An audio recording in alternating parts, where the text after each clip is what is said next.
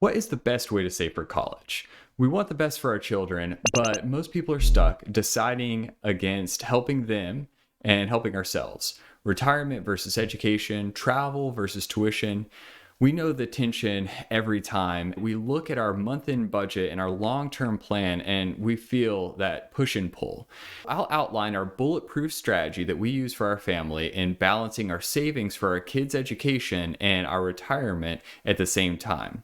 But first, hit subscribe and like to support this channel. It's free, easy, and it means the world to me. Since 1980, college tuition and fees are up 1,200%. That's 1,200%. While the consumer price index, that's the measure for all the things that we buy day to day, has only risen 236%. So 236% for all of our groceries and gas and everything else, and then 1,200% for college tuition. And this isn't news for a lot of you, and it's not news for me. We see it on the TV all the time, newspapers, online. Tuition's just skyrocketed. The average college graduate's student loan debt is a whopping $37,693. That's just the average. There's plenty of people that have debts much higher, and you know them, I know them. Maybe it's you. Maybe you're sitting there with a huge student loan debt and it's a burden. The overall student loan debt in America is nearly 1.6 trillion. So if you've got student debt, you're not alone. That's trillion with a T. That's a unimaginably high number, and it just keeps going up. So here's 3 approaches to saving for your family's education. Each one is going to be more efficient than the last. We'll call this trap number 1. It's putting off retirement in order to save for your kids' college. Now, this is super common. It's super noble, but it's still misguided. You can borrow money for college, but you can't really borrow money for your retirement. I'll say that one more time. You can borrow money for college, but not for your retirement. Okay, it's much easier on the front end with education. And I'm not a fan of either, but you got to pick and choose sometimes. That's just life. I make sure that our retirement is funded and on track before addressing our kids' college accounts. To oversimplify my roadmap for financial success, step 1, pay off debt. Step 2, emergency fund. Step 3, retirement. And then step 4, college savings. There's a lot of steps after that, but those are the really where most people are sitting at, step 1 through 4. Approach number 2 to college savings, put away the typical $140 per month. Now, that's the average per kid these days that people are putting away for their college savings. You may be above that, but that's average. Where are people putting that money? When you take $140 out of the paycheck and you set it aside for your college savings for your kids, is it under a mattress? Is it in a tin can? Is it in a bank account, a savings account? The average savings account is going to get you about $30,000 on this plan. That's 8% average return over 18 years. That's a pretty typical ROI when you look at a savings account.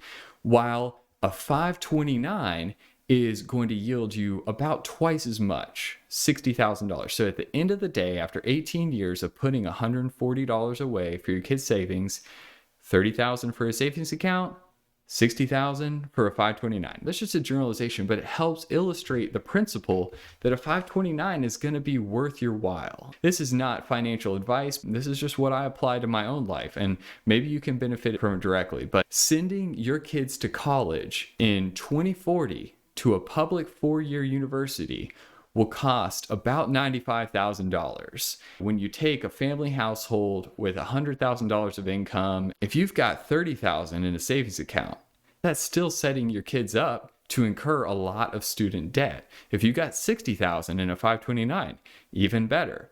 Still going to incur a lot of student debt if we're talking about a $100,000 bill for a public 4-year university. Some people have the philosophy that that's just how things work, and you have to earn your education the old-fashioned way by saddling up with a lot of debt and paying it off through your adult years. Everyone has to do their own soul searching for that, and you have to make your own decision how you want to manage your family and set them up for their future. Me personally, I want my kids to have the best advantage they have going into college and their adult years. Frankly, I think that I can benefit as well from their success as they go through their stages of life, physically, emotionally, spiritually, all that stuff. But you have to make your own choices for things like that. Before my third and personal approach to college savings, sign up for our weekly newsletter and get a free ebook. It's called 5 Steps from Financial Stress to Financial Success. And there's links in the words down under. Now, finally, my approach. Number 3, the most efficient way to save for college. What we do is we front end load our kids' 529s accounts with $15,000. Part of that is math, part of it is the gift tax related amount, part of it is practical based on what we can afford, but you may need to hustle in order to be able to do that, and everyone's number is going to be different. But we treat it like a down payment on a car or house for their future education. And then we contribute $100 per month for 18 years, and that's going to yield us a little over $100,000. And that's compared to the average savings plan that's going to yield about $36,000. One plan, you put a deposit down $15,000 and you contribute monthly at $100 versus if you took $140 and put it in each month over the course of 18 years, then that's going to be about $36,000. To round things out, here are 3 frequently asked questions about 529s. First one I always get is, what about scholarships with a 529?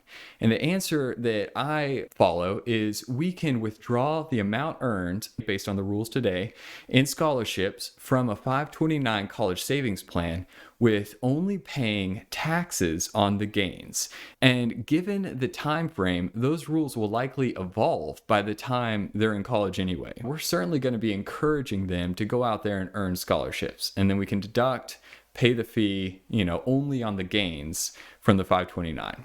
Okay. The second question I always get regarding 529s is, what about taxes and how are these taxed differently?